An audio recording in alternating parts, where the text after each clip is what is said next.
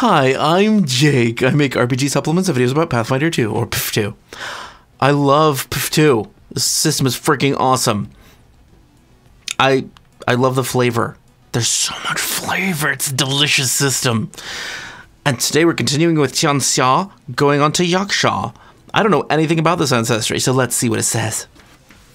Before I begin, if anybody wants to skip the lore and go directly to the mechanics of the ancestry, go to this time.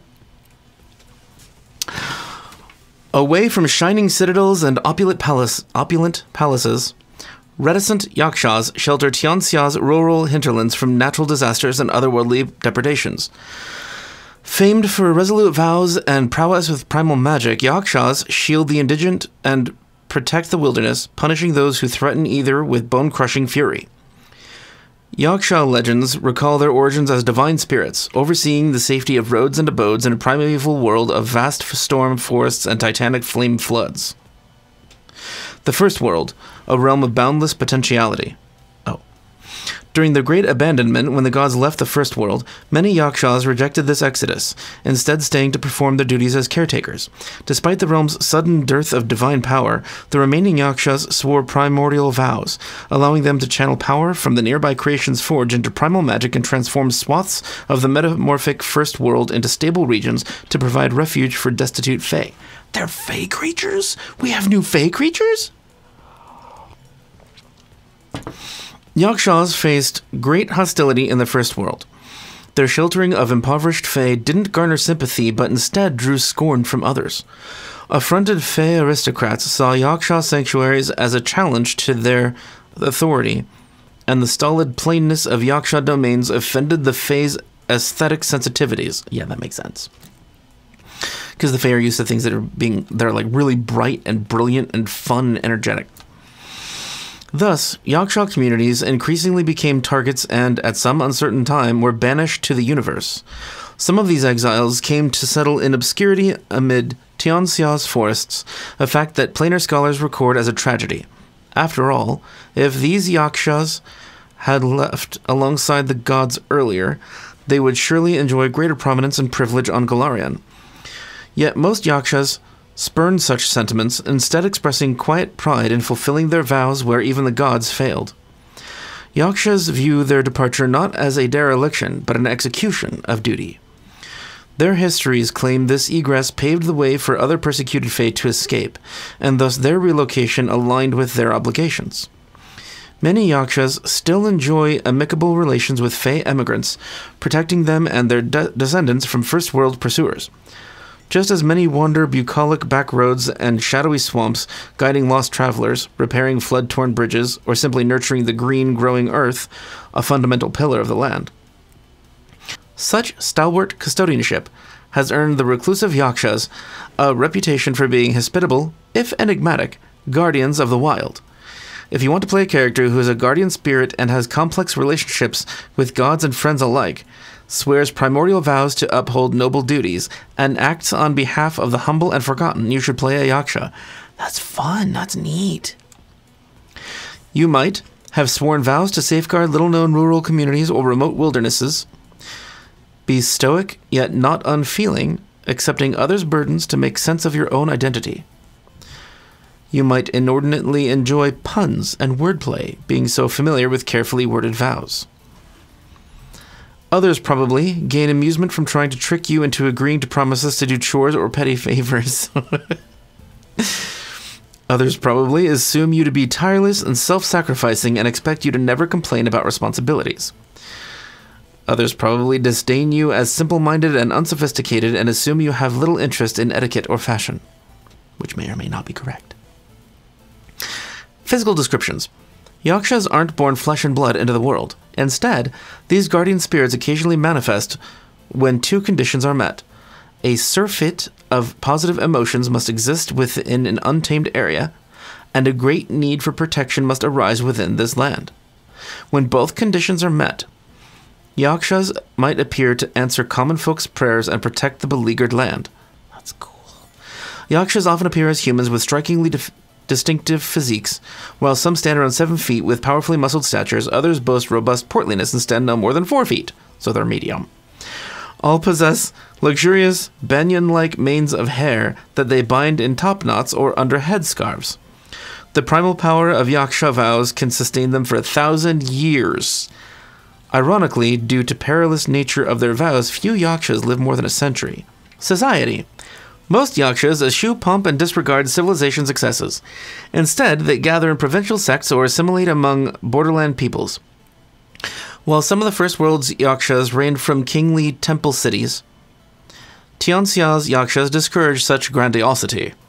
Contemporary Yakshas attribute love of lucre and prestige as temptations that led some of their number to join the Great Abandonment. Gathering in large numbers also attracted the wrath of the cruel. When the First World's Yakshas sheltered weaker Fae within their temple cities, offended Fae gentry launched war after war upon them. Thus, most Yakshas keep to the margins of society today and do what they can to help the world around them. Where the poor and humble can be found, Yakshas might also dwell to serve as protectors or avengers, enshrined in the lowborn's forlorn hopes and desperate wishes. They're very sad people. Yakshas choose names reflecting their nearby community's cultural influences. They often pick personal epithets as they swear their primordial vows, representing qualities or natural phenomena they aspire to embody. For example, a pacifist warrior of the Valashmai jungle might pick Ahimsaka, a name denoting nonviolence. A Minkayan sorcerer might name themselves Osugi after a splendid tree. Names inspired by traditional idioms are also popular. Yakshas often truncate such formulaic expressions to create terse, allegorically dense names. Whoever was writing this loved words already. It seems like they were the perfect fit for this ancestry. Sample names: Ahimsaka, Fanrenmeng, Ariti, Irioku, Janavaspa, Kyojuyasha, Mahavana, Osugi, Patana, Tataka, Wushizi. Sorry if I got any of those wrong. Beliefs. As guardian spirits, many Yakshas are drawn toward benevolence. Their existence advocates adhering to vows and emphasizes empathy and service, which nurtures compassion. Few, though, are both kind and disciplined. Witnessing divine desertion and imperial injustice has caused Yakshas to doubt the efficacy and fairness of a hierarchical society. And such skepticism makes it hard for them to feel impartial about such communities. It isn't unheard of for Yakshas to act recklessly and without consideration for their vows. Wild-haired, ferocious Yakshas have been known to devour entire taboo-violating villages, and Auroran stories mention forest monastics taming such marauding Yakshas to lead them upon the path of repentance and enlightenment. It sounds like they would work well as an exemplar. Like, it seems to work perfectly with, like, I'm an embodiment of the will of this people and being half-god. The popularity of Auroran teachings among otherwise religion-averse Yakshas gives these stories credence. Irori's lessons of self-mastery sit easily alongside Yaksha discipline, and Irori's mortal origins helps temper Yaksha's typical disdain for divinity. Yamatsumi's worship is also not uncommon, though Yaksha adherents often couch prayers as respectful requests to a more powerful sibling, rather than supplications to a superior. That's interesting. I've heard people do that in our world, too. Like people that see themselves as a form of divinity or as divinity itself asks another divine being for a favor. Anyway. While Yakshas stridently oppose Lady Nanbyo's calamitous doctrines, they reserve their greatest antipathy for other gods-burnt beings, and they relentlessly battle the cults of Rakshasa immortals and Asura Ranas. Popular edicts: guide the lost and weary. Provide refuge to the weak and downtrodden. Swear primordial vows. Tell me this doesn't sound like Hercules or Thor or something. Popular anathema: break a vow. Gorge yourself on the extravagance of civilization. Okay, it's rather dramatic. Sounds like this is a very dramatic people, though. Now we will go to the ancestry's mechanics. Rarity, rare. It's Tianxia. Hit points, 8. Size, medium. Attribute boosts, constitution, charisma, and free. Attribute flaws, intelligence. Okay, I can see that. They don't really care about no book learning. Language is common, Fey, Yaksha, and additional language is equal to your intelligence modifier. Traits: Spirit and Yaksha. Really? They don't have the humanoid trait.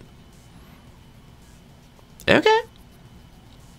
And they have low light vision. Yaksha heritages.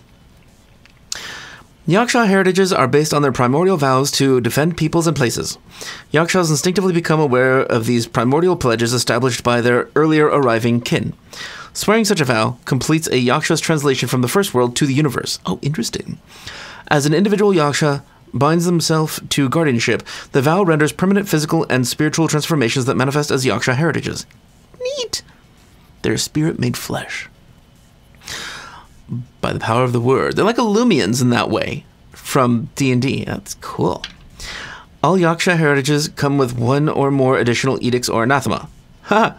Unlike the popular edicts above, you must add the edicts from a heritage to your character. If you repeatedly ignore these precepts, you lose your abilities from your Yaksha heritage and any magical abilities from your ancestry. These can be regained only if you demonstrate your repentance with an atoned ritual. They're born paladins. Choose one of the following Yaksha heritages at first level. This is cool. Deny the firstborn pursuit. That's a heritage name. You swore a vow to shelter others from the first world's cruelties. Wise to phase mind-affecting abilities, your vow grants mental resistance equal to half your level, minimum 1, and a +2 circumstance bonus to nature checks to recall knowledge about Fae. Additional edict. Confront cruel Fae you encounter, as long as you have a reasonable chance of success. That's easy enough. People can do that anyway. Deny Lady Nanbio's charity. You swore a vow to release others from natural calamities. Your vow grants you the strength to carry 1 more bulk than normal before becoming encumbered, and up to a maximum of 2 more bulk, as well as a +1 circumstance bonus to athletics checks to force open or escape. That's cool. Additional edict. Do your utmost to aid or rescue those trapped or affected by natural disasters. You're freaking heroes. You're going to do that anyway. Come on, give me something hard. Deny the traitor's rebirth. I just love that these are heritage names. You swore a vow to deliver others from Rakshasas and Asuras, whom Yaksha legends have condemned as corrupted kin. To counter their shadowy schemes, your vow grants you dark vision, and a +1 circumstance bonus to perception checks to seek or sense the motives of Rakshasas and Asuras. Additional edict. Confront Rakshasas and Asuras you come across, as long as you have a reasonable chance of success. In the unlikely event you find a benevolent Rakshasa or Asura, you don't have to confront them. Okay then, fine. Making provisions for people being all sorts of people. I get it. Next heritage. Respite of cloudless paths. You swore a vow to protect the waylaid and the lost. Both environmental heat effects and environmental cold effects are 1 step less extreme for you. Both are cool. Incredible heat becomes extreme, extreme cold becomes severe, and so on. And you gain a +1 circumstance bonus to saving throws against environmental features or hazards such as floods, rock slides, and sandstorms. Well, that's not going to come up a lot because it's environmental features. Does that mean we're environmental hazards or just all hazards? I think it means environmental hazards. Anyway, so it won't come up much, but +1 to all your saving throws for those things? Great. Additional edict. Assist lost or incapacitated travelers. Adventure hook! That's an adventure hook right there. I guess they all are to some extent.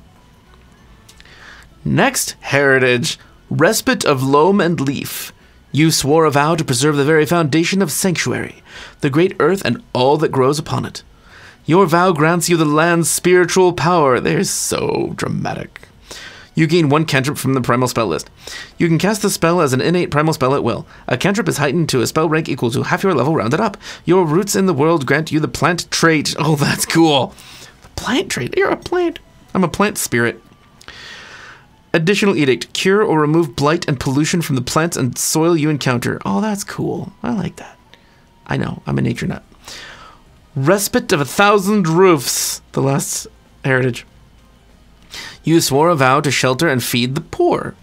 Your vow grants you adroitness with carpentry, cook, pot, and cloth. You become trained in crafting and cooking lore, and you gain the improvised tools skill feat. That's fun. Additional edict. Help the impoverished to the extent you're able by repairing their abodes and clothing or by feeding them. Oh, that's cool. And that person might need to be clubbed over the head and dragged away in a sack unconscious so that they join the adventure instead of staying to help the peasants. But that's also fun. Okay, so feats. Yaksha Ancestry feats. At first level, you gain an Ancestry feat. It's Ancestry feats. We know how Ancestry feats work. First level, Ash Piercing Gaze. Level 1 feat, they're all going to have the Yaksha trait. Neither cinders nor winds shall prevent you from seeing those who need help. You automatically succeed at the flat check to target a concealed creature if that creature is concealed only by smoke or mist. Ooh, that's cool. It says Ash Piercing. It doesn't say you can see through ash. Let's just say you can. Let's say you can because it's smoke. You know, ash, smoke, whatever. Same thing, really. Next feat, level 1, Avowed Insight. Prerequisite, Yaksha heritage with an edict that requires you to confront a certain type of creature. You become trained in the lore skill corresponding to one creature type mentioned by your vow. For example, Fey lore if your heritage is Deny the Firstborn Pursuit. Whenever you successfully recall knowledge about this type of creature, you gain a +1 circumstance bonus to AC and saving throws against that creature's attacks and abilities for 1 round. Useful. Good. Cool. Another reason to use recall knowledge for that creature in combat. Further defines your character. That's good. Next feat, level 1, Bamboo and Silt Repose. At home among mire and copse, you flit from river to tree with a dragonfly's shimmering grace. You ignore non-magical difficult terrain due to light undergrowth and shallow bogs, mud, and water, and you treat non-magical greater difficult terrain due to these features as difficult terrain instead. This is an ancestry so far that seems to lend itself toward being very elemental in your build.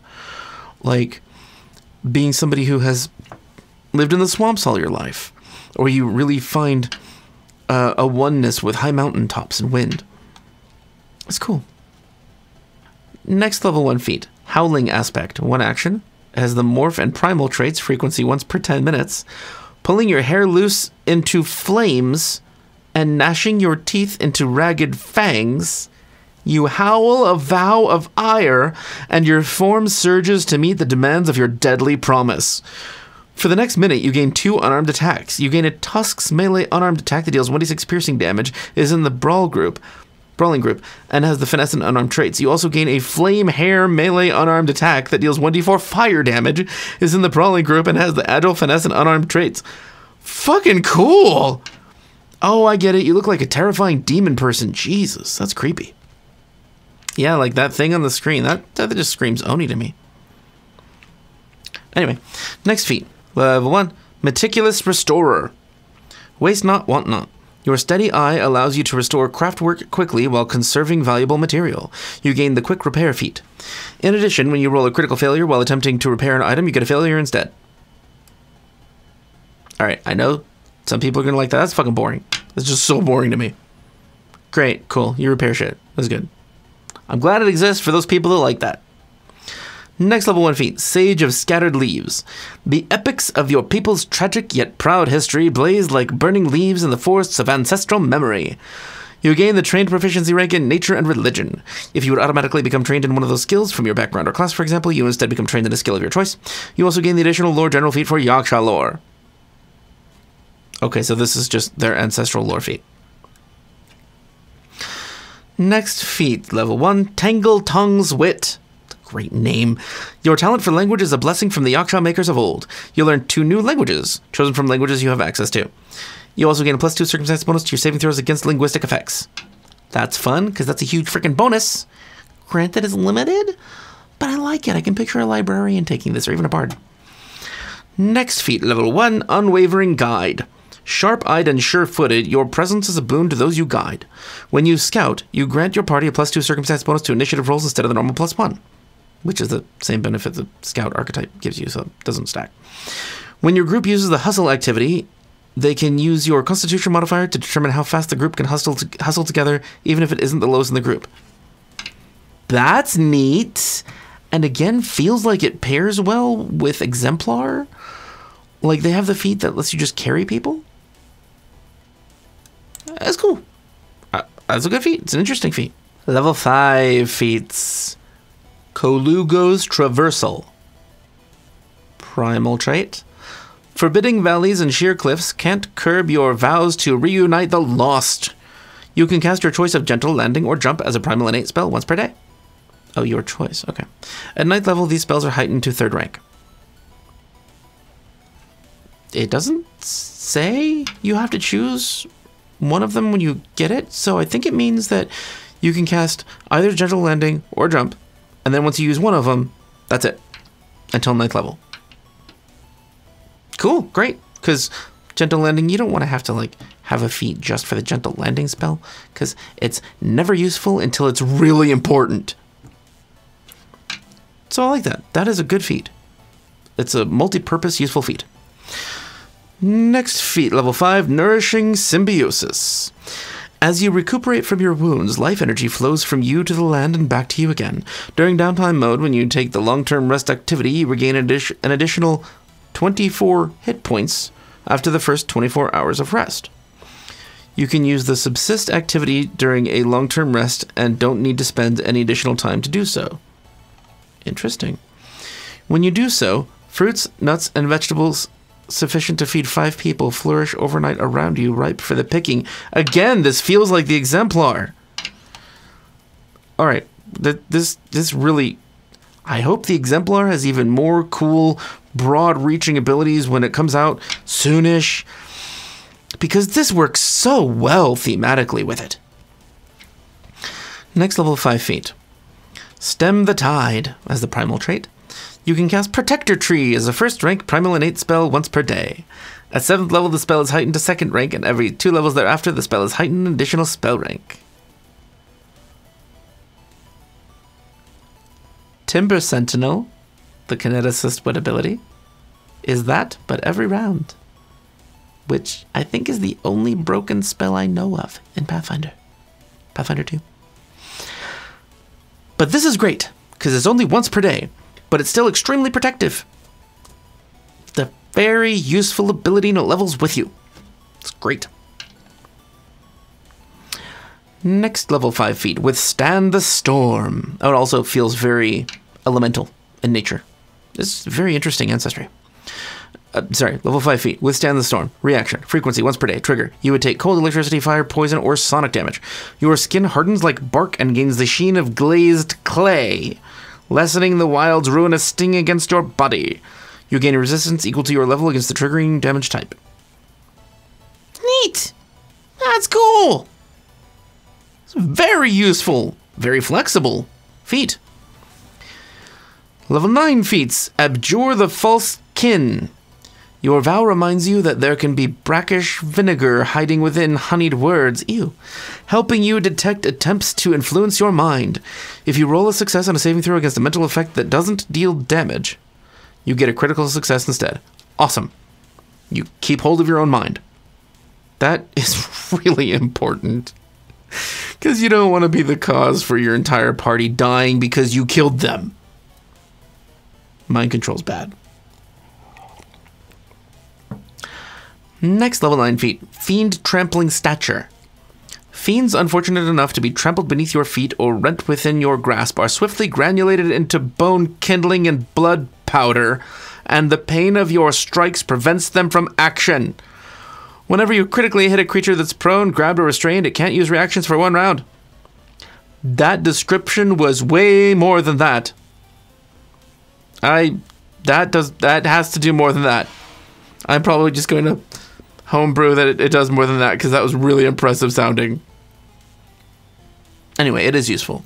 When you critically hit a creature that's prone, grabbed, or restrained, it can't use reactions for 1 round. It's easier to keep hold of people. Next level 9 feat, Four-Armed Aspect. 1 action, morph and primal traits, frequency once per day. You intone vows to shoulder others' pains. In response, your torso sprouts an additional pair of arms to help you bear those burdens, because you are a spirit, not a humanoid. For the following minute, you can carry 3 more bulk than normal before becoming encumbered, and up to a maximum of 6 more bulk. You can also use these arms as free hands to perform only the following actions or activities: disarm, grapple, shove, and trip. That's cool! After this minute, or when you become unconscious, whichever comes first, these additional arms fade away. That's cool. They should totally just shloop up into your body. Not fade away. They just go... Alright, next. Level 9 feat. That was really neat, by the way. The disarm, grapple, shove, and trip. That's very useful. Especially if you're trying to save your allies from harmful area effects. That can save people's lives, and that's always good. Next level 9 feat, Horn and Bone Incantation. Has the primal trait.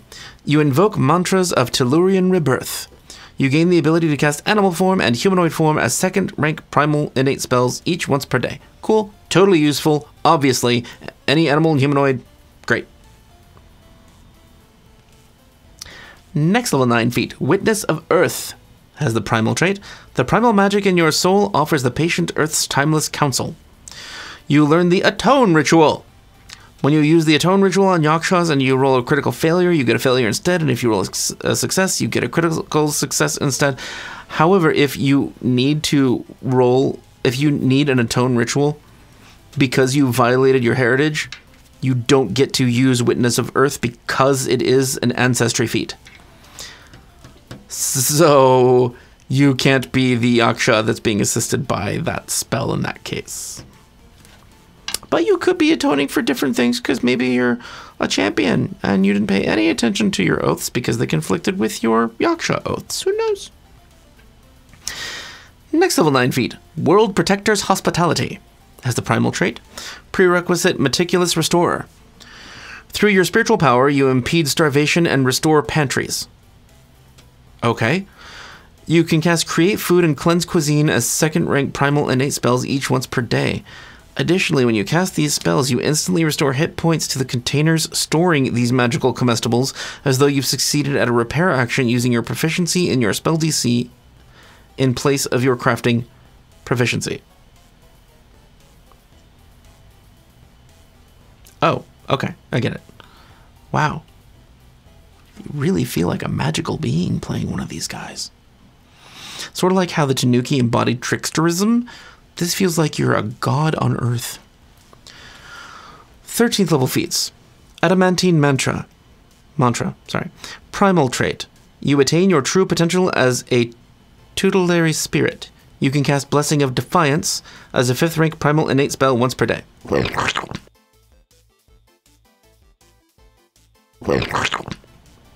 Great, that's a good spell. If you're not a caster, you have it. Next level 13 feat.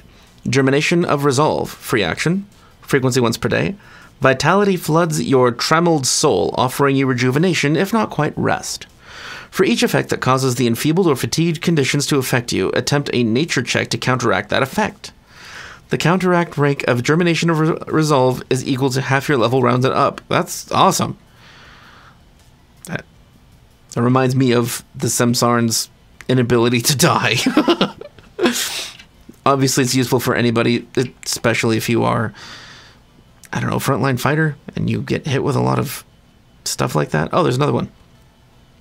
Level 13 feat, Wild-Haired Fury. Your broken bones just... Wow.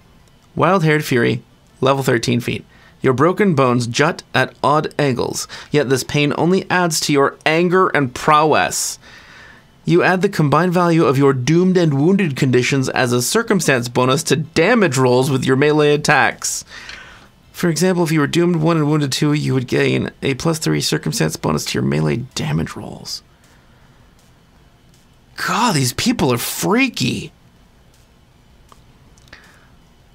17th level feats. Strength of 8 legions. Has the polymorph and primal traits. You meditate for 24 hours in a one-time ceremony within a forest or cave. After your seclusion, your frame and limbs swell with warlike might to enact your vows. You permanently gain the effects of Enlarge, and your maximum hit points increase by your level. Wow. The ceremony transforms most of your gear to the appropriate size of your new body, though powerful items like artifacts or items strongly tied to their original size can't transform at the GM's discretion. Neat! Lizard folk have something similar, but they're the only ones. That's neat. This really does feel like you're a half deity. Last feat, level 17, Transcend the Azimuth. Primal trait. As the earth drinks the light of sun and moon, so does your steady vow imbibe superlunary forces, ready to be unleashed with a moment's mantra. You can cast Cosmic Form on yourself as a 7th rank primal innate spell once per day, your shadow lengthening and becoming a mandala of fundamental energies. In addition to the spell's normal effects, you can sustain the spell to switch between the sun battle form and the moon battle form once per turn. That's cool! This is an ancestry? Yeah, you feel otherworldly, badass, and powerful with this ancestry. Go Yaksha. I didn't know they were going to be so cool. And that's it for Yakshas. Thank you for joining me today. If you're a patron, thank you for being here and helping out. I appreciate you. If anybody wants to join the Discord, the link is in the description, as well as the link to get this book, because everybody should get this book. And the link to Patreon, if you want to donate $5 or more a month, you get entered into a drawing to win something once per month. It's something that my girlfriend Storm makes. It's usually dice, because she makes resin things, but it could be a dice bag, or big die, or a set of dice, or a dice tray, or dice. And if you want to see the rest of the Tianxia playlist, here. And if you want to see my Archetypes playlist, it'll be here. Thank you for being here. I appreciate you, and I'll see you soon.